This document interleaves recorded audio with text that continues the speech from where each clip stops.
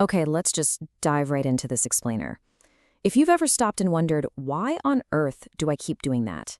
Or why the exact same patterns just keep popping up in your life over and over, well, you're in exactly the right place. We're going to break down the actual architecture of the mind, pulling from some really profound source material that decodes Carl Jung's revolutionary framework. Here's our map of the mind for this breakdown. First, Jung's departure from Freud. Second, the energy laws of the psyche. Third, the three layers of the human mind. Fourth, psych functions and attitudes. And finally, number 5, the collective unconscious. So let me just ask you, do you actually know why you make the choices you make? I mean, we all really like to think we're these totally rational people in complete control, right? We go to work, make decisions, navigate relationships, and just assume our conscious mind is running the whole show. But as the research shows, unseen forces, these deeply rooted historical and emotional algorithms, are actually driving the wheel way more often than we'd ever care to admit. Section 1. Jung's departure from Freud. To really understand the engine of our mind, we first have to look at how Jung radically broke away from his mentor, Sigmund Freud. And this wasn't just some minor academic squabble. It was a fundamental shift in how we understand human motivation. Freud looked at human energy, or libido, as purely sexual. He essentially thought humans were trapped as prisoners of their past, totally dictated by childhood traumas. But Jung, he completely blew that wide open. He argued that our psychological energy, our libido, is actually this broad, generalized life energy. So yes, the past absolutely shapes us, but Jung said we are also actively being pulled forward by the future we want to create. We aren't just running away from our past baggage, we're actively running toward our aspirations. Section 2. Energy laws of psyche. Now, Jung actually borrowed direct concepts from physics to explain how our emotional energy moves around. He treated the mind like a dynamic, energetic ecosystem. First up is the principle of opposites. Just like you literally need a positive and a negative pole to generate electricity, contradicting feelings in your mind creates psychic friction, and that friction generates energy. The sharper the inner conflict, the more energy gets produced. Second is the principle of equivalence. The energy in your mind doesn't just poof and disappear. If you suppress a really intense feeling, that energy simply packs its bags and shifts to a new area.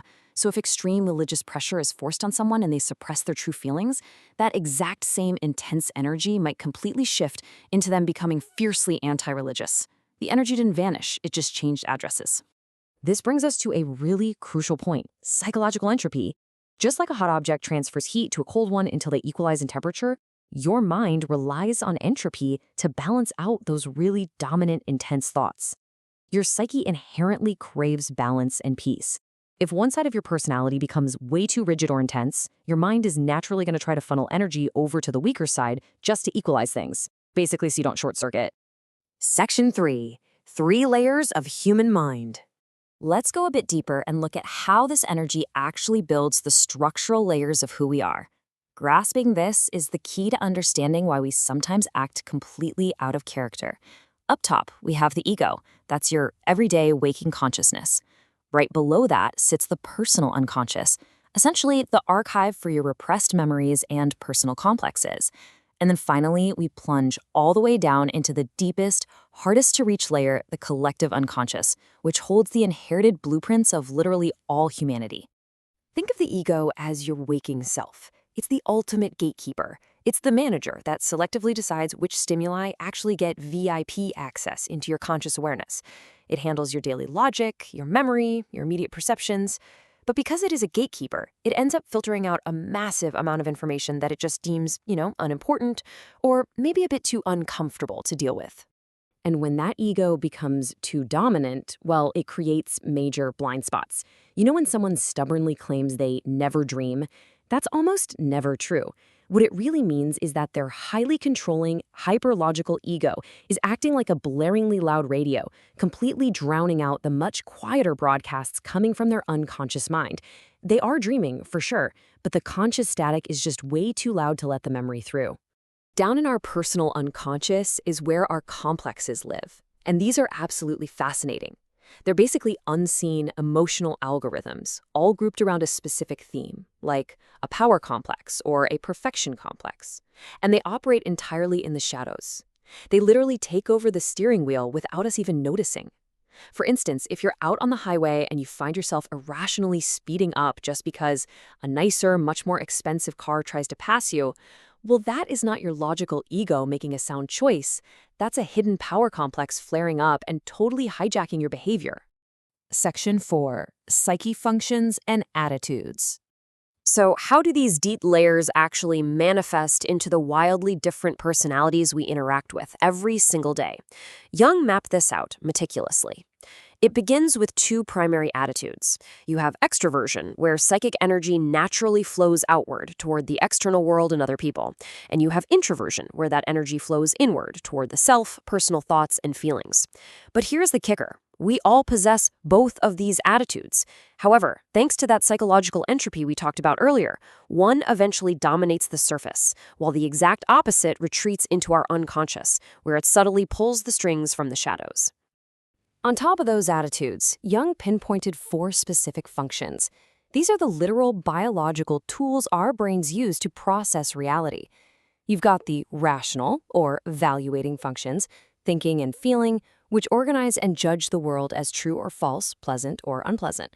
Then you have the irrational, or perceiving functions, sensing and intuition, which simply accept experiences without trying to slap a logical judgment on them. This is a real game changer because it proves we literally don't all experience the exact same world. We are using totally different toolkits to interpret reality. To really wrap your head around that irrational function of intuition, think about it like this. Intuition is not magic. It's a deeply ingrained processing tool. Imagine you're walking down a dark alley and you get this sudden, undeniable gut feeling that someone is walking right behind you. You haven't heard a footstep, you haven't seen a shadow, but you just know. And you end up being right. That is your non-logical intuition function working absolutely flawlessly. It's just gathering environmental data way faster than your conscious mind can logically spell out. Now, when you multiply our 2 attitudes by those 4 functions, you get Jung's famous 8 distinct psychological types. Just as a quick example, an extroverted thinking type relies strictly on objective logic and rules. They usually make incredible, rigorous scientists. Contrast that with an introverted feeling type, who might be a swirling ocean of deep emotion on the inside, but on the outside, they appear totally aloof and mysterious. This makes so much sense when you think about why you might constantly clash with a certain coworker or family member. You aren't just disagreeing about a topic, you are operating on entirely different mental frameworks. Section 5. What is the collective unconscious? For our final descent, we are hitting the deepest, most mysterious, and honestly, the most debated layer of Jung's entire architecture. And it gets misunderstood a lot. The collective unconscious is not about inheriting specific, exact memories from your ancestors. We don't inherit a direct fear of snakes. What we inherit is the potential to fear them. It's a shared human blueprint. It's the reason a newborn baby inherently understands the concept of a mother without ever having it explained. These massive ancestral structures, these archetypes, are essentially pre-installed in our hardware before we even take our very first breath. Now, the ultimate goal of decoding all this mental architecture isn't to try and fundamentally change your psychological type. You literally can't just swap out who you are. The real goal is to perform what the source material calls psychological alchemy. That means shining a massive spotlight on your hidden complexes, bringing those suppressed unconscious forces up to the surface, and balancing them out with your conscious ego so you can actually achieve true, lasting mental equilibrium. So, as we wrap up this explainer, I really want to leave you with a question to chew on. Knowing that your unconscious mind is absolutely packed with energy, and knowing that this energy will inevitably find a way to express itself, whether you give it permission or not, ask yourself, which hidden parts of your own psyche are you currently completely ignoring?